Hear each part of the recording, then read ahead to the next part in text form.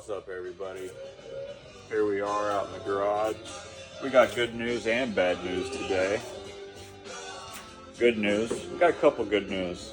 Good news is we got the interior stripped out. The other good piece of news is we managed to sell the seats.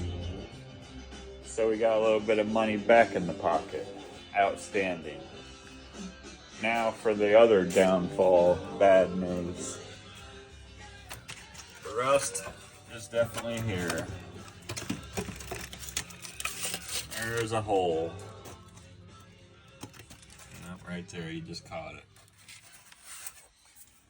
So, there's one floor pan. And then there's another little hole over on that side. So, not a big surprise, but yeah, we're gonna have to do some sheet metal replacement inside as well.